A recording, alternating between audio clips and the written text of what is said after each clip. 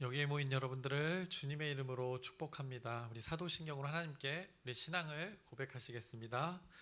전능하사 천지를 만드신 하나님 아버지를 내가 믿사오며 그 외아들 우리 주 예수 그리스도를 믿사오니 이는 성령으로 잉태하사 동정녀 마리에게 나시고 본디오 빌라도에게 고난을 받으사 십자가에 못 박혀 죽으시고 장사한 지 사흘 만에 죽은 자 가운데서 다시 살아나시며 하늘에 오르사 전능하신 하나님 우편에 앉아 계시다가 저리로서 산자와 죽은 자를 심판하러 오시리라. 성령을 믿사오며 거룩한 교회와 성도가 서로 교통하는 것과 죄를 사해 주시는 것과 몸이 다시 사는 것과 영원히 사는 것을 믿사옵나이다. 아멘. 살아계신 하나님 아버지, 오늘도 우리에게 새날 새 생명 허락해 주심을 감사합니다. 오늘도 하나님의 은혜 가운데 살아가길 소망합니다. 하나님을 믿는 믿음을 오늘 이 시간 가운데 고백하오니 이 고백 가운데 하나님의 은혜를 더하여 주시옵소서. 우리의 힘으로 하나도 살아갈 수 없는 우리의 삶의 환경들입니다. 우리에게 것으로 무엇이든지 감당하기 어려운 우리의 삶의 형편들입니다. 하나님께서 도와주셔서 도우시는 그 성령님, 보혜사 성령님께서 일하여 주시옵소서. 그래서 우리의 공동체 일들이, 우리 가정의 일들이, 우리에게 맡겨진 모든 일들이 하나님 섭리 안에서 온전히 이루어져가는 그 날들 되게 하여 주시옵소서. 오늘도 하나님께 믿음을 고백하는 이 시간 가운데, 이 예배 가운데 함께 하여 주시옵소서. 예수님의 이름으로 기도드렸사옵나이다. 아멘. 함께 찬송가 284장 찬양하시겠습니다. 새 찬송가 284장입니다. 오랫동안 모든 죄 가운데 빠져 함께 찬양하시겠습니다. 오랫동안 모든 죄 가운데 빠져 더럽기가 한량 없던 우리들 아무 공로 없이 구원함을 얻어 하나님의 자녀 지금 되었네. 주의 그 사랑 한량 없도다. 찬송할지어다 예수의 공로. 주의 그 사랑 한량 없도다. 찬송할지어다 예수의 공로. 주의 보혈로서 정결하게 씻겨 죄악에서 떠난 몸이 되었고 세상 근심 구름 간 곳 없어지니 하나님의 빛이 영화롭도다. 주의 그 사랑 한량 없도다. 찬송할지어다 예수의 공로. 주의 그 사랑 한량 없도다. 찬송할지어다 예수의 공로. 죄의 깊은 잠과 뜬 세상의 꿈을 어서 깨어나라 나의 친구여. 은혜 받은 날과 구원 얻을 때가 지금 온 세상에 선포되었네. 주의 그 사랑 한량 없도다. 찬송할지어다 예수의 공로. 주의 그 사랑 한량 없도다. 찬송할지어다 예수의 공로. 아멘. 오늘 함께 나누실 말씀은 역대상 21장 1절부터 17절까지의 말씀 함께 나누겠습니다. 역대상 21장 1절부터 17절까지의 말씀입니다. 우리가 이제 역대상의 20장까지의 말씀을 나누었습니다. 지금 말씀의 흐름은 그 19장과 20장에서 다윗이 이제 많은 나라들을 정복하는 것을 성경이 말씀했습니다. 주변에 그 늘 이스라엘의 민족을 괴롭혔던 많은 족속들이 있었습니다. 하나님이 아닌 자신들의 상상 속에 만들어낸 그 거짓의 신들을 섬기는 자들을 하나님께서는 이 다윗의 왕조를 통해서 소멸시키는 일들을 통하여서 일하시는 것을 우리가 말씀을 통해서 보았습니다. 그래서 하나님 구속의 역사에 있어서 큰 그림에서 이 당시에는 이런 분명한 기준의 일들이 필요했던 그 하나님의 섭리의 시간이었던 것입니다. 그래서 거짓의 신과 참의 신이 누구인지를 그렇게 분명하게 알게 하시는 그 하나님 섭리의 시간들을 이 다윗 왕조의 때 볼 수 있었습니다. 그래서 거짓과 참을 이렇게 구별하시면서 참이라는 것은 이렇게 유일한 여호와 하나님밖에 없다는 것을 모든 인간들에게 이 다윗의 왕조를 통해서 선포케 하신 것입니다. 그것이 다윗 왕조의 정복 전쟁의 순간에 많은 승리로 이렇게 기록되어진 것입니다. 각자의 신들이 자신들의 신들이 이 전쟁을 승리할 것이라고 나왔는데 그때마다 이 하나님의 신이 승리하는 일들을 성경이 말씀했습니다. 그래서 그 이스라엘 주변의 블레셋, 아말렉, 에돔, 모압, 암몬 등 많은 이 나라와의 전쟁에서 다윗의 왕조가 이스라엘 백성들이 승리하면서 심지어는 싸우지도 않고 하나님의 도우심으로 이 모든 전쟁을 승리하는 하나님 축복의 현장들을 살아계신 하나님을 경험하는 것을 성경이 말씀했습니다. 그래서 이렇게 다윗의 왕조가 하나님의 약속대로 하나님의 도우심으로 하나님의 섭리하심으로 견고해져 가는 그 과정을 성경이 말씀했습니다. 그런데 오늘 말씀 21장 다윗의 왕조가 또 한 번 어떻게 보면 성숙하고 성장하게 되는 그 과정들, 그 계기를 말씀합니다. 그래서 오늘 본문의 전에 20장까지의 잘해왔던 그 다윗과 그 백성들 승리의 모습들을 말씀했었는데 그런데 오늘 우리가 나누게 되는 본문의 말씀에서는 하나 큰 잘못을 하게 되는 그 다윗의 삶의 한 부분을 말씀하게 됩니다. 그래서 오늘 본문 21장 1절의 말씀을 보시면 사탄이 일어나 이스라엘을 대적하고 다윗을 충동하여 이스라엘을 계수하게 하니라 라고 이렇게 말씀합니다. 사탄의 존재가 이스라엘을 대적하고 다윗을 충동하였다 합니다. 이스라엘과 다윗 하나님의 소유된 백성입니다. 하나님의 뜻을 따르고 하나님을 신뢰하는 자들입니다. 하나님의 말씀을. 그래서 하나님의 말씀 안에 거하는 존재들입니다. 거하는 자들입니다.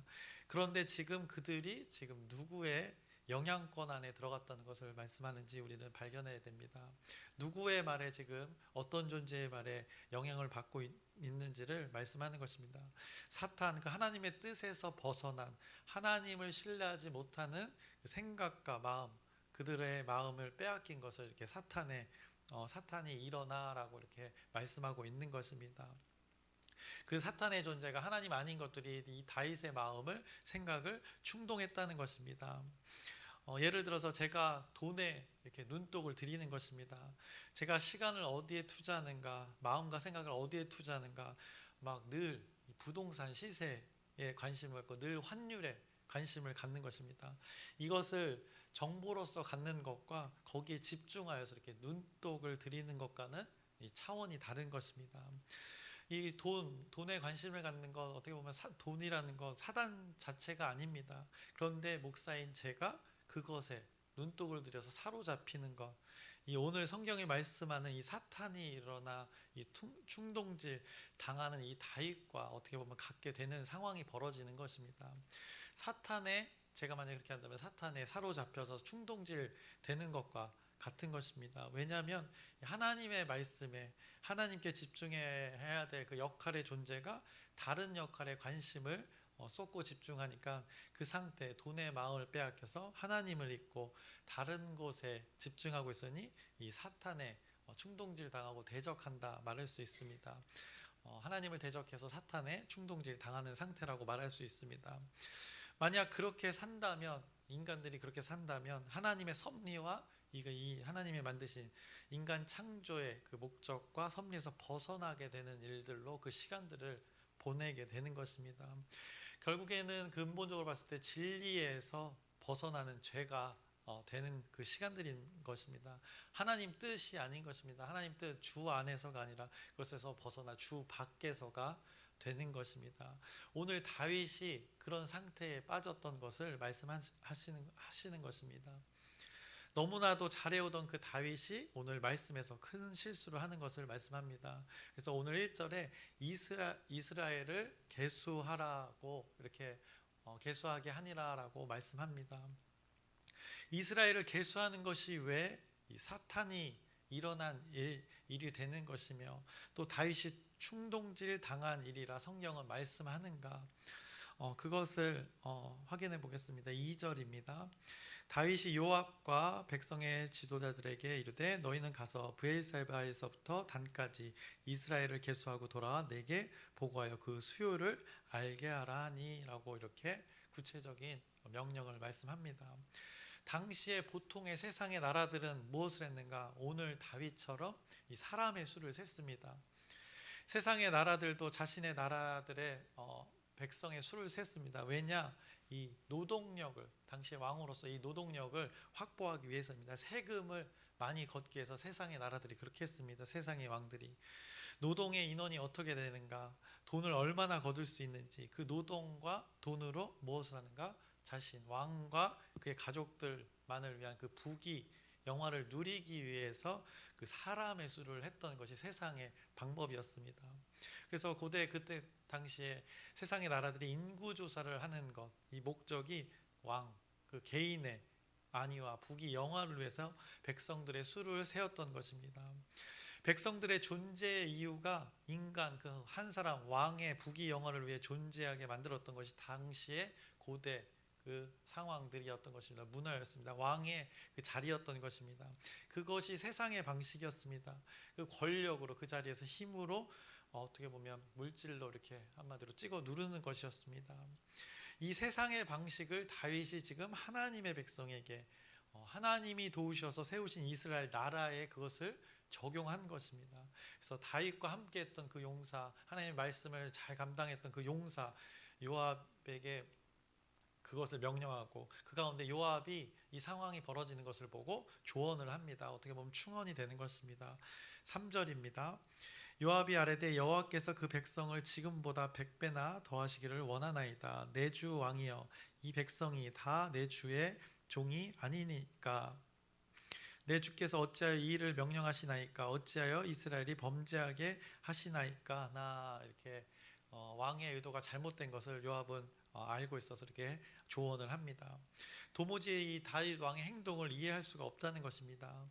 모두가 지금 하나님의 도우심으로 잘 다스림을 받고 있는데 이 상황에서 굳이 인구조사를 해서 무엇 하시려고 이렇게 질문을 하는 것입니다. 하나님이 원치 않는 그 세상의 방식을 왜 따르려고 합니까? 라고 충언을 하는 것입니다. 그런데 다윗이 요압의 이 조언조차 잘 들리지 않습니다. 4절입니다. 왕의 명령이 요압을 재촉한지라 드디어 요압이 떠나 이스라엘 땅에 두루 다닌 후에 예루살렘으로 돌아와라고 합니다. 재촉했다고 합니다. 한마디로 왕의 그 자리로 윽박 지른 것입니다. 그리고 결과를 전합니다. 5절입니다.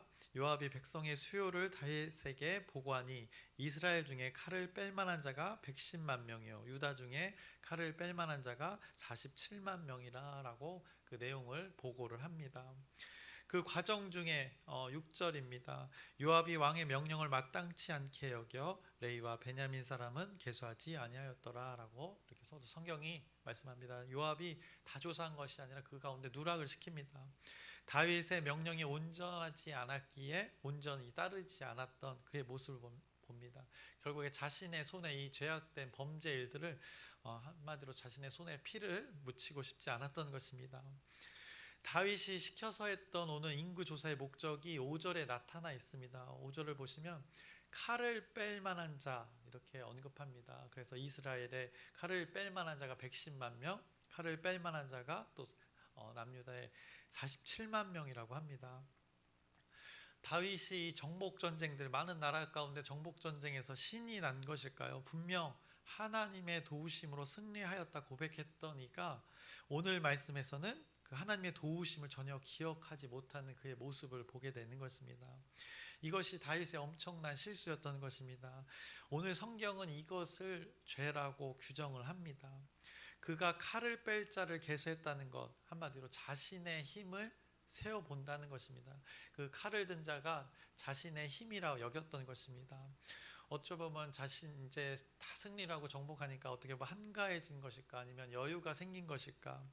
몇십 년을 이제 사울에게 쫓겨받고 자신의 인생에서 분명히 엄청난 권력이 있는데도 힘 한 번 제대로 자신의 마음대로 써보지 못해서 그런 것일까? 하나님의 힘으로 다 모든 것이 이루어져서 그런 것인가? 제대로 한번 자신의 힘으로 해보겠다는 그 착각을 오늘 한 것을, 다윗이 심하게 한 것을 오늘 말씀하고 있습니다.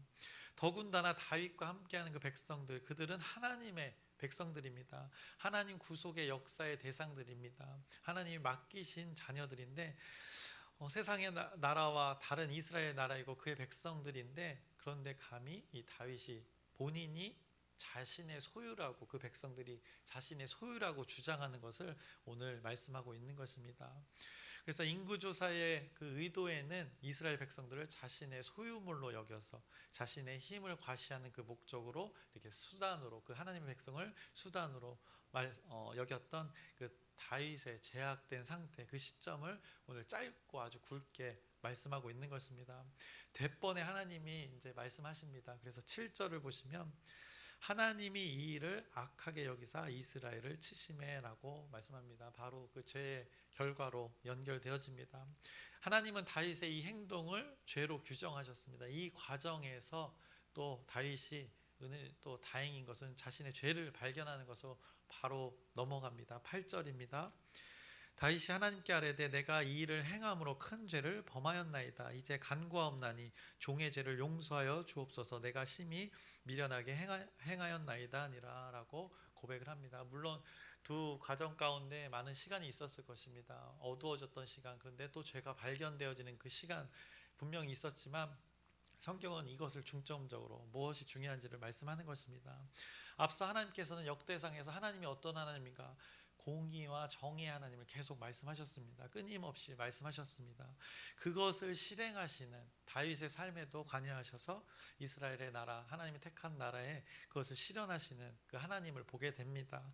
그래서 9절부터 11절을 보시면 여호와께서 다윗의 선견자 갓에게 말씀하여 이르시되 가서 다윗에게 말하여 이르기를 여호와의 말씀이 내가 내게 세 가지를 내어 놓으리니 그 중에서 하나를 내가 택하라. 내가 그것을 내게 행하리라 하셨다 하라 하신지라. 갓이 다윗에게 나아가 그에게 말하되 여호와의 말씀이 너는 마음대로 택하라 라고 이렇게 하나님의 말씀을 다윗에게 전하고, 하나님 말씀 앞에 하나님의 말씀이 다윗에게 전달되어지는 것을 봅니다. 그래서 선택권이 주어집니다. 자신의 죄의 그 결과, 네가 그렇게 고백했으니까 죄의 결과를 받아들이라 말씀하시는 것입니다. 공의와 정의가 그대로 행해지는 것을 보게 됩니다. 이것도 참 이 상황이 은혜인 것이 그냥 다윗을 처리하면 될 뿐이 그 다윗에게 선택의 기회를 주시는 것입니다. 12절에 하나님의 제안서입니다. 12절을 보시면 혹 3년 기근이든지 혹 내가 석 달을 적군에게 패하여 적군의 칼에 쫓길 일이든지 혹 여호와의 칼 곧 전염병이 사흘 동안 이 땅에 유행하며 여호와의 천사가 이스라엘 온 지경을 멸할 일이든지라고 하셨나니 내가 무슨 말로 나를 보내신 이에게 대답할지를 결정하소서 하니라고 그 구체적인 하나님의 말씀을 다윗이 듣게 됩니다. 그래서 실제 그 결정에 따라 결과가 이루어집니다. 14절입니다. 이에 여호와께서 이스라엘 백성에게 전염병을 내리심에 이스라엘 백성 중에서 죽은 자가 7만 명이었더라 라고 말씀합니다. 그 상황도 묘사를 합니다. 15절과 16절을 보시면 하나님이 예루살렘을 멸하러 천사를 보내셨더니 천사가 멸하려 할 때 여호와께서 보시고 이 재앙 내림을 뉘우치사 멸하는 천사에게 이르시되 족하다 이제는 내 손을 거두라 하시니 그때 여호와의 천사가 여부스 사람 오르난의 타작마당 곁에 선지라. 다윗이 눈을 들어보매 여호와의 천사가 천지 사이에 섰고 칼을 빼어 손에 들고 예루살렘 하늘을 향하여 편지라. 다윗이 장로들과 더불어 굵은 배를 입고 얼굴을 땅에 대고 엎드려라고 하나님의 심판의 때 그 상황들을, 아주 긴박한 상황을 말씀하고 있습니다. 이 가운데 다윗이 자신의 죄를 고백했습니다. 돌이킴의 고백입니다. 회개입니다. 그 가운데 긍휼을 구하는 것입니다. 자비를 구하는 것입니다. 그것이 오늘 본문 17절의 말씀입니다. 하나님께 아뢰되 명령하여 백성을 계수하게 한 자가 내가 아니니까 범죄하고 악을 행한 자는 곧 나이니이다.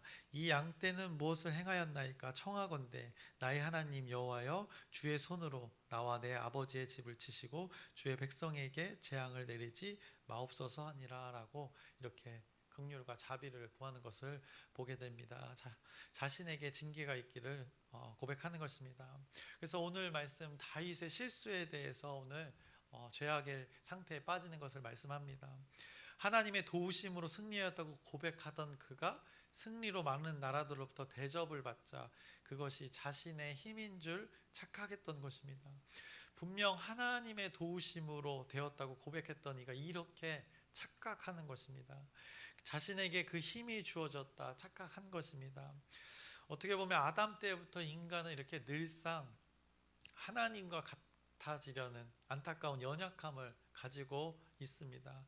그런데 하나님께서는 이 연약함을 보완하고 건강하게 하실, 한마디로 온전하게 하실 그 하나님 구원의 역사하심이 우리의 연약함 가운데 동일하게 존재한다는 것을 이렇게 다윗의 죄악된 상태 가운데 말씀하고 있는 것입니다.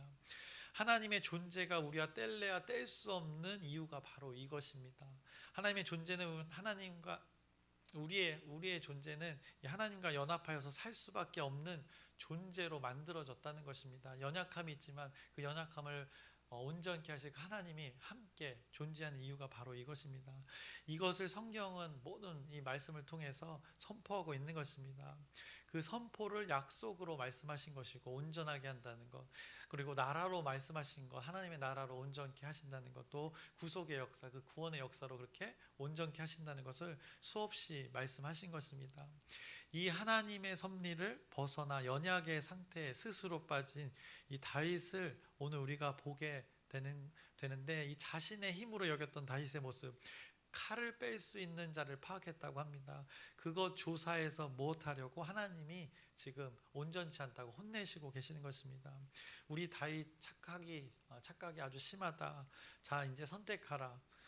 집을 나가서, 한마디로 집 밖을 나가서 혼자 너임으로 살던가, 아니면 옆집 아줌마한테 가서 혼나던가, 아니면 나한테 회초리로 이 종아리를 맞던가, 이런 뉘앙스의 선택을 하게 하는 것입니다. 우리가 어렸을 때 부모님에게 혼날 때 그 징계의 어떤 선택을 마치 하라고 하는 것과 그런 뉘앙스의 하나님께서 제안을 하시는 것입니다. 어떤 것 선택할래? 선택의 기회를 주십니다.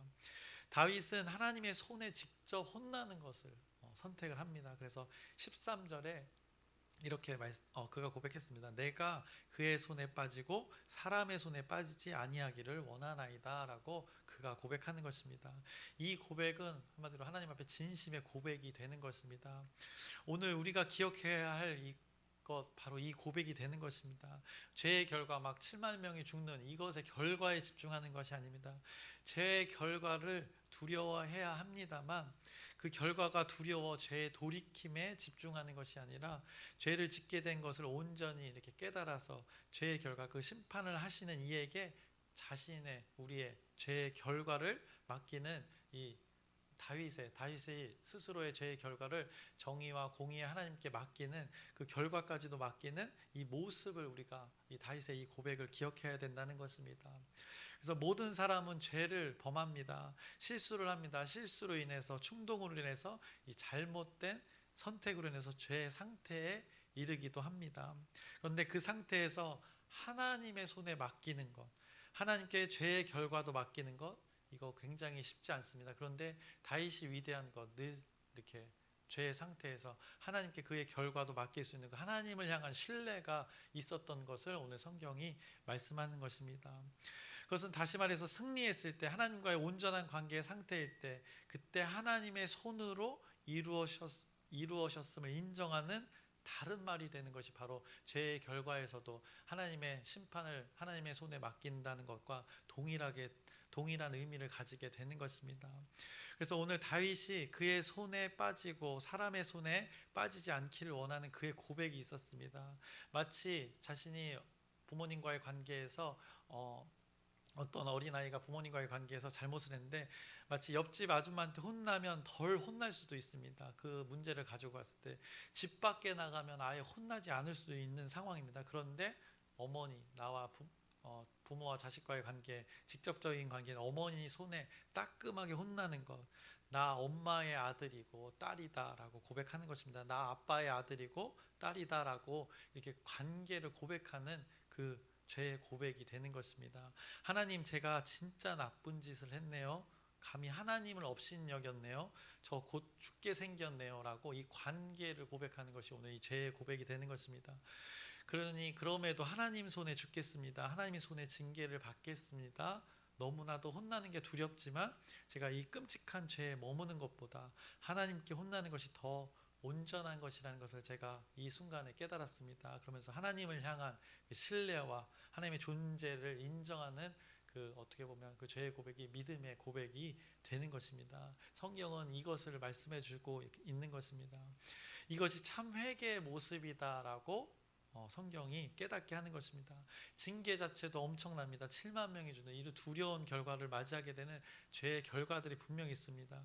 그런데 그거보다 하나님의 존재, 하나님과의 관계에서 그 말씀에서 벗어난 자신의 모습이 더 두렵다고 고백하는 오늘 이 다윗의 죄의 회개의 고백이 되는 것입니다. 하나님과의 그 관계가 깨어진 상태가 더 두려워서 징계를 감내해 내겠다는 그의 고백이 오늘 여기에 담겨져 있는 것입니다. 거기에 하나님과 직접 관계되어서 하나님의 자녀로서의 그 신분을 포기하지 않겠다는 그의 고백이 오늘 이 회개의 고백이고 결국에는 그를 살리는 고백이 되어졌던 것입니다. 그리고 물론 7만 명이 죽었지만 결국 큰 그림 속에서는 이 다윗의 왕조가 계속 하나님의 구원의 역사로 이어지는, 연속되어지는, 지속되어지는 하나님의 섭리를 우리가 보게 됩니다. 그래서 저와 여러분이 우리가 동일하게 충동하여 죄에 거할 때가 있습니다. 이 죄의 상태는 하나님과의 관계가 원만하지 않고 하나님과 소통되지 않는 상태입니다. 그래서 앞을 보지 못한 상태에서 손으로 자신의 눈을 가리고 마구 아무데나 괜찮다고 나서는 것과 같은 상태입니다. 듣지 못하는 상태에서 계속 마구 소리치는 것입니다. 자신의 귀를 막고 자신의 소리만 소리치는 것입니다. 소리가 나오지 않는 상태에서 마구 입을 벌려 흉내만 내는 것입니다. 마치 마스크를 쓰고 입을 벌려 뭐라고 하지만 그 소리가 나오지 않는 상태를 말하는 것입니다. 죄의 상태, 바로 이렇게 온전하지 않는 상태입니다. 하나님과의 관계가 온전하지 않는 상태라는 것입니다. 그런데 오늘 다윗의 고백이 귀한 것, 여러분들 이것만 기억하시면 됩니다. 자신의 상태를 그럼에도 인정했던 것입니다. 자신의 상태를 인정하기 위해서 하나님 앞에, 말씀 앞에 섰던 것입니다. 요압이 또 다시 말씀 앞에 서도록 그를 도왔습니다. 결국에는 다윗이 말씀 앞에 서게 하는 모습을 보게 됩니다. 하나님이 하나님 앞에 서게 하는 그 다윗의 존재를 보게 됩니다. 결국에는 이것을 말하고 설교를 마치려고 합니다. 우리 인간들의 존재를 결국에는 말씀 앞에 거하게 하시려는 하나님의 섭리가 이 죄의 고백 가운데 담겨져 있다는 것입니다. 당신의 품으로 이 품으시는 행위가 바로 무엇인가? 바로 우리들의 존재가 말씀 앞에 서게 하는 그 하나님의 섭리이라는 것을 여러분들이 기억하셨으면 좋겠습니다. 온전한 상태이면 그 말씀 안에 거하는 것이고, 죄의 상태, 말씀에서 벗어난 상태이면 그 말씀 앞에 마주하게 해서 하나님이 품으시려고 하는 그 하나님의 마음이 담겨 있다는 것을 여러분들이 기억하시고, 죄를 직면하는 것 두렵습니다. 그럼에도 죄를 우리가 고백해서 하나님 품 안으로 들어가는 우리의 일상, 우리의 삶 되기를 소망합니다. 그래서 죄로부터 우리가 자유를 얻을 수 있는 것, 오늘 이렇게 하나님을 신뢰하며 하나님의 자녀임을 고백하는 그 죄의 고백, 돌이킴의 자리에 우리가 서야 하는 것임을 기억하면서 오늘 여러분의 삶을, 저와 여러분의 삶을 돌아봤으면 좋겠습니다. 그래서 죄된 것이 분명히 하나님께서 보여주실 것입니다. 그리고 고백해서 하나님 말씀 앞으로 나아가서 하나님의 온전케 하시는 그 놀라운 하나님의 은혜의 섭리를 오늘 삶 가운데 여러분들이 경험하시기를 주님의 이름으로 축원합니다. 기도하겠습니다. 살아계신 하나님 아버지, 오늘 다윗이 엄청난 실수를 했습니다. 그럼에도 그가 하나님의 도우심으로 말씀 앞에 서게 되었습니다. 그것이 하나님의 은혜의 현장입니다. 하나님은 그를 품으시려고 말씀 앞에 서게 했습니다. 그가 잘한 것, 하나님의 말씀을 담대히 선택했다는 것입니다. 그래서 돌이켰다는 것입니다. 그래서 그 다윗의 왕조가 우리 또 그 후손을 통해서 예수 그리스도가 오게 되는 그 하나님 섭리의 동참함을 보게 됩니다. 동일하게 우리의 연약함이 있습니다. 그럼에도 우리가 하나님 앞에 담대하게 나아갈 수 있는 것, 하나님의 은혜로 이끌어 주실 것을 신뢰하기 때문에 오늘 이 시간 가운데, 이 기도의 시간 가운데 우리가 죄를 고백합니다. 이 고백 가운데 하나님의 은혜를 더하여 주시옵시고, 하나님의 결국에는 이 타작마당이 하나님의 말씀이 거하는 귀한 장소가 되어집니다. 하나님과의 소통의 장소가 되어집니다. 그 하나님의 은혜 현장을 우리 동일한 삶 가운데 경험케 하여 주시옵소서. 예수님의 이름으로 기도드렸사옵나이다. 아멘. 하늘에 계신 우리 아버지여, 이름이 거룩히 여김을 받으시오며 나라의 마옵시며 뜻이 하늘에서 이루어진 것 같이 땅에서도 이루어지이다. 오늘날 우리에게 일용할 양식을 주옵시고, 우리가 우리에게 죄 지은 자를 사하여 준 것 같이 우리의 죄를 사하여 주옵시고, 우리를 시험에 들게 하지 마옵시고 다만 악에서 구하옵소서. 나라와 권세와 영광이 아버지께 영원히 있사옵나이다. 아멘. 기도 제목 나누고 함께 기도하겠습니다. 먼저 어제까지 함께 목사님을 대신해서 전하겠습니다. 안수인 권사님 천국 환송 예배 가운데, 이 예식 가운데 함께 해주셔서 담임 목사님을 대신해서 감사하다는 말씀 전합니다. 그리고 또 절차가 어제 목사님과 사모님과 다 잘 다녀왔는데 잘 마무리되었고, 또 그 가족들을 위해서 여러분이 계속 또 그 복음의 그 유산이 흘러갈 수 있도록 여러분의 또 기도 부탁드립니다. 또 우리 아프신 지체 자매들이 지체 형제 자매들이 있습니다. 계속해서 여러분들이 기도해 주셨으면 좋겠습니다. 하나님의 치유와 회복이 우리 공동체 가운데 있을 수 있도록 여러분의 기도 부탁드립니다. 또 그리고 여름 사역이 이제 본격적으로 시작됩니다. 그 가운데 하나님의 뜻이 계속 우리 공동체 가운데 흘러서 온전히 세워질 수 있도록 여러분의 또 기도 부탁드립니다. 또 특별한 기도 제목 전할 건 없죠. 네. 또 오늘 말씀을 기억하면서 다윗이 그 죄 고백이 있었습니다. 하나님의 자녀임을 고백하는 그 순간이었습니다. 사실 죄를 직면하는 거 굉장히 어렵지만 그것을 직면해서 하나님 은혜 가운데 거하는 것을 보게 됩니다. 온전케 되어지는 것을 보게 됩니다. 동일하게 우리 오늘 이 기도의 시간이 그 고백의 현장이 될 수 있도록 우리 주여 크게 한번 부르짖고 함께 기도하시겠습니다.